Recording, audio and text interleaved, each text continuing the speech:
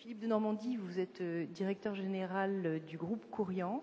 Quelque part, la problématique de la vue et du grand âge ont un certain rapport et ce marché semble vraiment être fertile en termes d'innovation. Quelle est votre position sur le sujet? Alors, on va parler des personnes âgées en institution. Juste, il y en a 650 000 en France.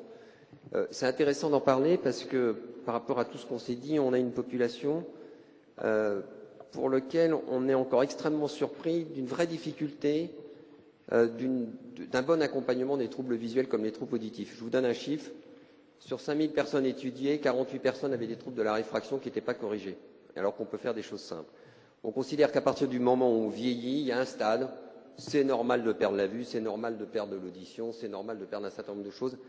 Je suis par ailleurs chirurgien à Garches dans le handicap, on a connu exactement la même chose sur les personnes handicapées. Donc il y a un vrai scandale qui est cette réalité d'un non-accès pour une population très âgée aux possibilités de correction de troubles visuels s'ils en ont, comme d'autres types de déficiences. Je dis un scandale parce que c'est extrêmement compliqué au jour d'aujourd'hui d'avoir accès à des soins, et c'est pour ça qu'il faut imaginer les choses différemment. Alors les vieux, avec toute l'admiration que j'ai pour eux, c'est extraordinaire parce qu'on peut faire des innovations. On peut tester des choses. On peut se lâcher un peu, d'autant plus qu'en établissement, on a une population qui est une population bien identifiée. Pourquoi c'est intéressant en termes d'innovation?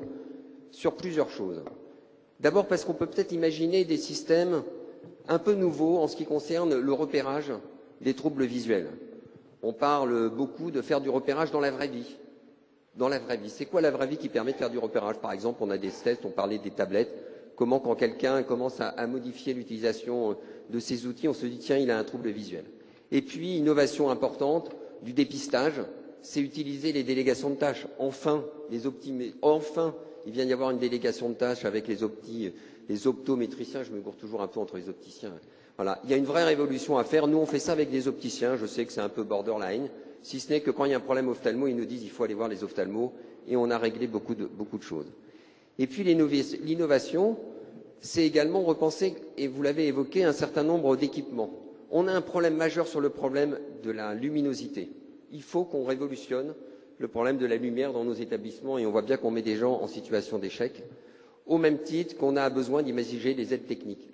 Comment se fait-il que dans nos établissements, nous on essaie de faire des efforts, mais en général, on n'est pas réfléchi beaucoup plus sur les logiques de contraste. Pourquoi nos boupeaux ne sont pas contrastés? Pourquoi, etc., etc. Je pourrais faire une liste de petites choses de la vraie vie qui pourraient améliorer considérablement les possibilités d'autonomie des personnes âgées. Voilà. Donc il y a un vrai champ d'innovation.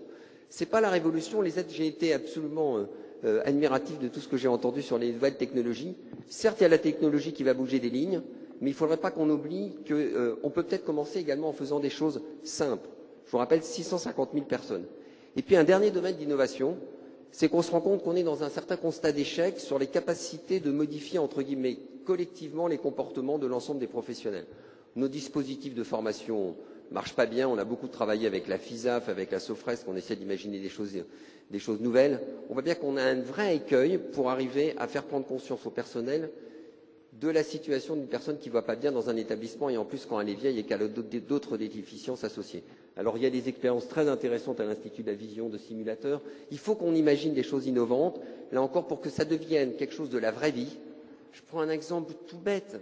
Comment on fait pour qu'une personne, un professionnel, se passe en face d'une personne âgée, se passe à la même hauteur?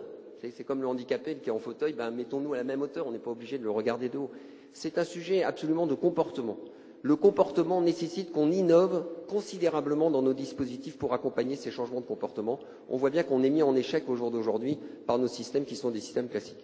Donc oui, il y a un champ d'innovation de petites choses simples qui peuvent totalement révolutionner la pratique et les conditions de vie des personnes âgées et qui demain serviront pour beaucoup d'autres gens.